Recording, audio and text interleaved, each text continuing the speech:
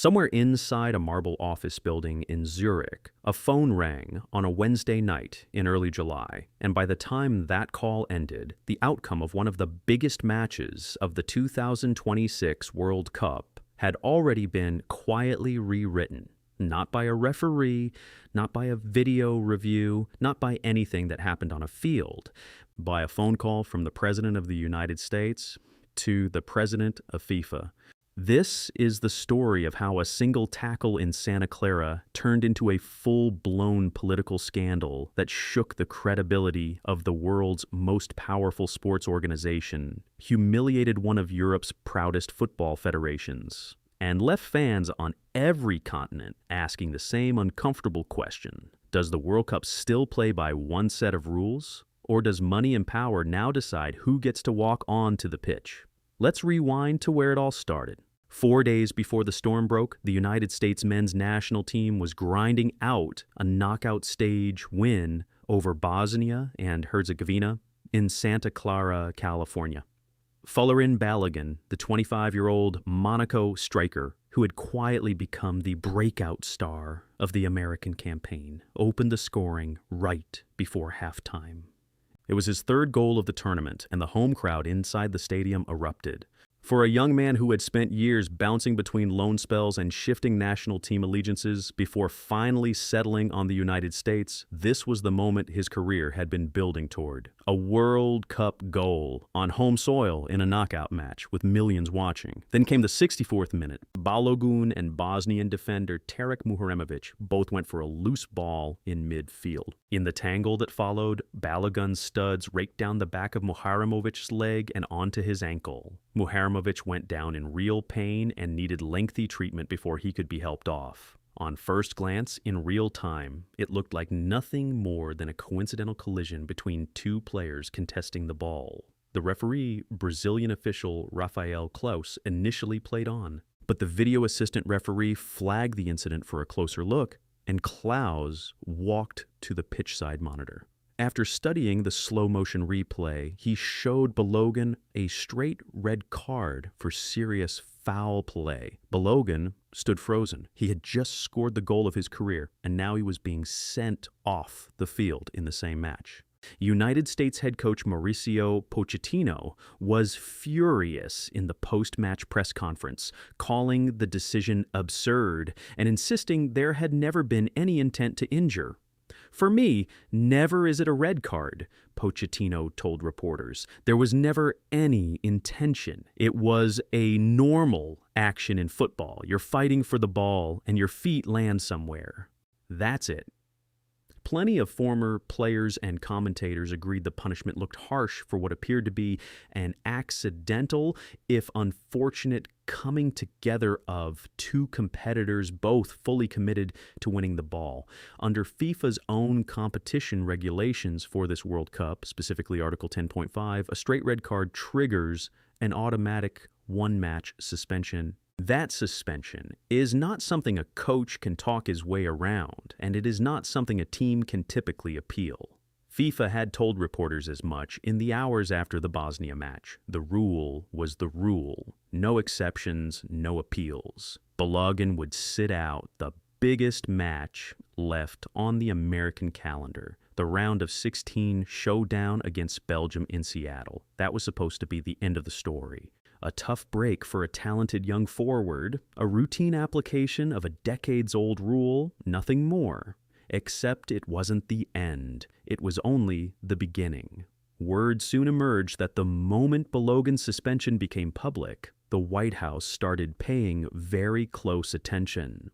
According to reporting from Axios and Politico, the executive director of the White House's own World Cup task force, Andrew Giuliani, flagged the suspension to President Trump almost immediately after the final whistle in Santa Clara. Giuliani, along with Commerce Secretary Howard Lutnick and senior officials from the United States Soccer Federation, had all been sitting in the stands at the stadium that night. By the following morning, the machinery of the federal government and the machinery of American soccer were reportedly working the phones together, determined to find a way to get Balogun back onto the field for Belgium. 4 days of what reporters have since described as coordinated lobbying, legal maneuvering, and old-fashioned diplomacy followed, stretching from the Oval Office all the way to FIFA's headquarters on the shores of Lake Zurich. On Thursday, President Trump personally called FIFA President Gianni Infantino. According to people briefed on the conversation, Trump wanted to understand exactly why the red card had been issued and why it carried an automatic ban. Infantino reportedly listened but made no promises. Still, the message had been delivered directly from the most powerful office in the country co-hosting this World Cup to the man who runs global soccer. By Sunday, the 5th of July, with the Belgium match just hours away, FIFA's disciplinary committee dropped its bombshell. In an official statement, FIFA announced that the automatic match suspension for Folarin Balogun was being suspended for a probationary period of 1 year. The legal justification cited was Article 27 of FIFA's disciplinary code, a clause that allows FIFA's judicial bodies to fully or partially suspend a disciplinary measure. FIFA said additional evidence about the incident had been reviewed, and based on that new evidence, Balogun was free to take the field against Belgium after all. President Trump wasted no time claiming credit. He posted on his social media platform, thanking FIFA for, in his words, doing what was right and reversing a great injustice. The White House's own account posted a triumphant USA, USA, USA as news of Balogun's reinstatement spread. When reporters pressed Trump directly about his role, he did not deny it. All I did, I asked for a review, because I didn't think it was a foul, Trump told reporters. I didn't tell them what to do. I can't tell them what to do. I think it was a committee that made the decision, and they made the right decision. He repeated the point several times, insisting he had merely requested a review and had not dictated an outcome. Infantino, for his part, confirmed the call had happened, but pushed back hard against any suggestion that politics had shaped FIFA's ruling. Yes, I regularly discuss matters related to the FIFA World Cup with the President of the United States, and on this matter, I did receive a call from President Donald Trump, just as I receive calls from heads of state, government officials, football stakeholders, and business executives from around the world on many different issues, Infantino said in a statement. He went on to describe FIFA's disciplinary process as fully independent. Respect for independent institutions and the rule of law is what protects the integrity of our competitions and the credibility of FIFA at all times, he said, adding that FIFA's judicial bodies operate autonomously and that whether he personally agrees or disagrees with a ruling is, in his own words, irrelevant. Not everyone was buying it. The Royal Belgian Football Association, upon reading FIFA's Sunday morning statement just hours before their own team was set to take the field, reacted with what can only be described as genuine institutional fury. Belgium's head coach, Rudy Garcia, did not mince words when he spoke to reporters.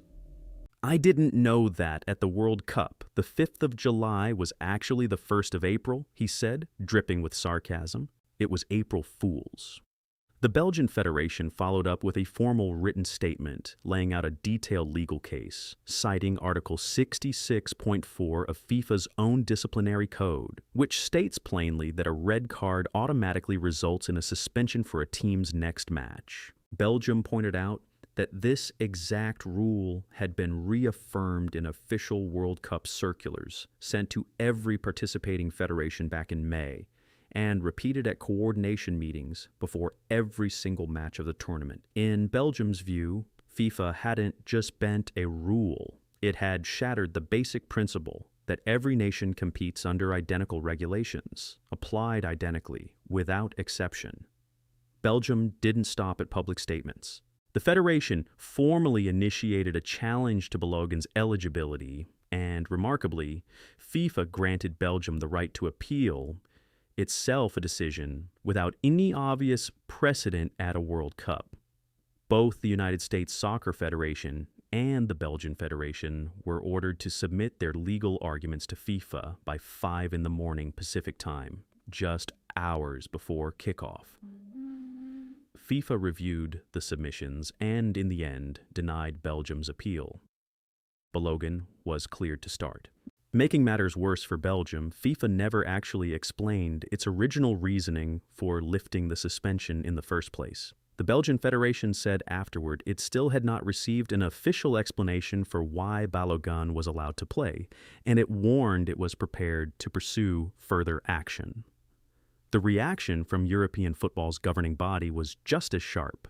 UEFA issued a scathing public statement saying it could not believe what it called an unprecedented, incomprehensible, and unjustifiable decision. For an organization that rarely criticizes FIFA publicly, the language was extraordinary, and it signaled just how seriously European football authorities were taking the precedent this case might set. Reporting from Politico added another layer to the story, describing how a senior UEFA official, granted anonymity, said the Confederation was actively considering what further steps it might take in response to FIFA's ruling. Historical context made Belgium's outrage even easier to understand. Nobody could point to a single instance since 1962 of a red card suspension being reversed like this at a World Cup. The closest comparison anyone could find was Brazil's Garrincha, who was cleared to play in the 1962 final, despite picking up a red card in the semi-final, a decision made more than 60 years ago in a completely different era of the sport under completely different rules. Since then, the laws of the game have been rewritten repeatedly, and FIFA's own 2026 competition regulations had been communicated to every federation as final, absolute, and beyond appeal. That is precisely what made this reversal so jarring to so many people inside the sport. Now, for the part of the story that carries its own bitter irony. On Monday, the 6th of July, in Seattle, Belgium and the United States finally took the field with all of this political noise hanging over the stadium. And Belgium didn't just win, they dismantled the Americans. The final score was 4-1, a performance so dominant that Belgium's own social media team couldn't resist taking a parting shot. Right after the final whistle, Belgium's official account posted images of their goal celebrations, with a caption reading simply, "Overturn this." It was as clear a message as any team has sent at this World Cup. FIFA may have handed the United States a controversial reprieve, but on the pitch, none of it mattered. Balogun, restored to the lineup after 4 days of political drama, ultimately had almost no impact on the match, according to match reporting from multiple outlets. He started, he played, and Belgium simply outclassed the Americans from start to finish. With that result, Belgium advanced to the quarterfinals, where they will now face Spain, who beat Portugal 1-0 earlier the same day in a separate last 16 matchup. For Belgium, the win over the United States was doubly satisfying, not only because it kept their World Cup dream alive, but because it let them settle the argument in the only place that ultimately counts in football, on the scoreboard. For the United States, meanwhile, the tournament run everyone in the country had been celebrating for weeks came to an abrupt and, for some, embarrassing end, with the controversy surrounding their own advancement now threatening to overshadow whatever they accomplished on the field. But the football result, as satisfying as it was for Belgian fans, does not settle the much bigger question this episode raised, because here is what nobody at FIFA has ever really answered. If Article 27 of FIFA's disciplinary code genuinely allows the organization to suspend an automatic red card ban whenever new evidence justifies it, why has this option apparently never been used for any other team in any other World Cup in more than 60 years? Was it available to every nation in this tournament, or only to the co-host with the loudest and most powerful government behind it? FIFA has not published a report explaining exactly how its 18-person disciplinary committee arrived at its decision, and it has declined to say whether the ruling was even put to a formal vote. That silence, more than anything else, is what has kept this story alive well past the final whistle in Seattle. This is where the World Cup's most uncomfortable truth becomes impossible to ignore. 90 minutes of skill, effort, and emotion on the pitch exist inside an institutional framework that can generate its own chaos completely independently of anything a player does with the ball. This tournament has already produced its share of video review controversies, disputed red cards, and safety concerns in host cities. Now add to that list a sitting American president personally calling the head of FIFA about a disciplinary case involving his own country's team, and a reversal that the head of European football's governing body has publicly labeled unjustifiable. Political analysts covering the story have pointed out how unusual it is for any government, let alone the government of a World Cup co-host nation, to directly involve itself in a sporting body's internal disciplinary process. And several have raised concerns about what kind of precedent this sets heading into the remainder of the tournament and beyond, especially with the United States scheduled to host major FIFA events again in the coming years. For Infantino personally, this episode places him in an increasingly uncomfortable position. He has spent years cultivating a close relationship with the Trump administration, seen as central to securing support for the World Cup on American soil. But that closeness now comes with a cost. Commentary from political reporters has suggested Infantino risks looking less like the head of an independent institution and more like an official eager to accommodate whichever government happens to be hosting his tournament. As for Belgium, their focus now shifts entirely to Spain and the quarterfinal that awaits them. It is, on paper, one of the most anticipated matchups remaining in this tournament, pitting Belgium's battle-tested squad against a Spanish side that has looked increasingly sharp as the knockout rounds have progressed. But even as attention turns to that next test, the questions raised by the Balogun affair are not going away quietly. Belgian officials have made clear they still expect a formal explanation from FIFA about how and why the reversal happened, and UEFA's public criticism suggests European football authorities may push the issue further in the weeks ahead, regardless of how the rest of the tournament unfolds on the field. The bigger question hanging over this entire World Cup, then, is not really about one red card, one striker, or even one match. It is about whether the rules that govern the biggest sporting event on the planet apply equally to every nation that competes in it, or whether, when enough political weight gets applied at the right moment, those rules can bend. FIFA insists its disciplinary committee acted independently, and that the timing of the decision, however awkward it looked, had nothing to do with a phone call from the Oval Office. Belgium, UEFA, and a great many football observers around the world remain unconvinced until FIFA offers a fuller, more transparent explanation of exactly how and why this reversal happened. That skepticism is unlikely to disappear, and neither is the shadow it has cast over what should have been remembered as a thrilling round of 16 at the 2026 World Cup. There is also a broader pattern worth noting here, one that political commentators have started drawing attention to since this story broke. The 2026 World Cup is the first edition staged jointly across 3 countries, with the United States hosting the overwhelming majority of matches, including this one in Seattle. That hosting arrangement was the product of years of negotiation and financial commitment involving American federal and local governments, stadium operators, and FIFA itself. Some observers argue the Balogun episode cannot be separated from that larger context. When a government pours billions of dollars into infrastructure and promotion for a global event, officials from that government may feel entitled to intervene when a decision seems to threaten the host nation's own team. Whether that entitlement is appropriate is exactly the debate now playing out across sports pages and political columns alike. FIFA has tried to keep the story contained to football terms, stressing that the disciplinary committee which reviewed Balogun's case is a separate legal body from FIFA's administrative and commercial arms with its own statutes and independent members. In theory, a phone call from any head of state should have no bearing on such a case. The trouble, critics say, is optics rather than statutes. Even if the committee reached its decision on legal merits alone, The timing, arriving mere hours before kickoff and immediately following a week of public lobbying from the White House, made it almost impossible for neutral observers to see the decision as anything other than politically influenced.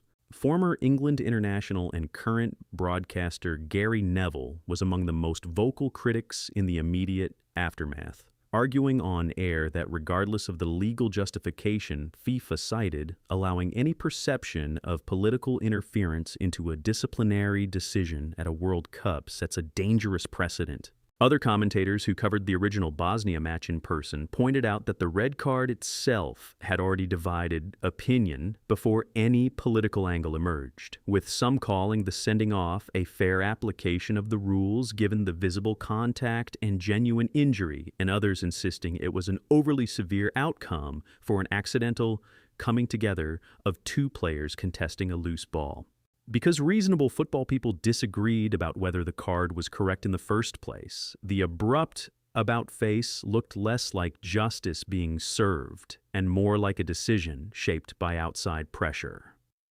Looking ahead, the football story moves on to the quarterfinals, where Belgium's clash with Spain now headlines a bracket that has already produced its share of drama. Spain arrives having eliminated Portugal by a narrow one-goal margin earlier the same day, continuing their reputation this tournament as a side capable of grinding out tense, low-scoring knockout wins even when their attacking football doesn't fully click. Belgium, fresh off their emphatic 4-1 demolition of the Americans, heads into that quarterfinal with confidence and considerably less controversy trailing them than the team they just eliminated. For the United States, elimination brings an abrupt end to a tournament that had captured the imagination of a country co-hosting the World Cup for the first time since 1994.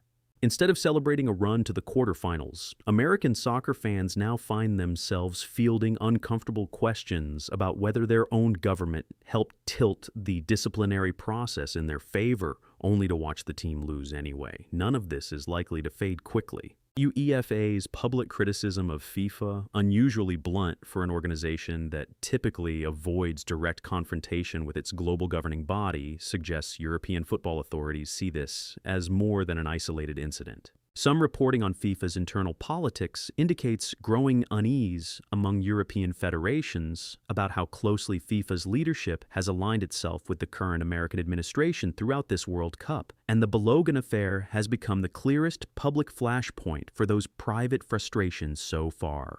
The pressure on Infantino to offer a fuller public accounting of exactly how and why the disciplinary committee reached its decision is unlikely to ease anytime soon. For now, the scoreboard from Seattle stands as the only concrete answer anyone has received. Belgium 4, United States 1. Whatever advantage a presidential phone call may or may not have secured for Folarin Balogun and his teammates, it did not translate into anything resembling a competitive match on the pitch. That outcome has become, for many critics of FIFA's decision, the most damning detail of all.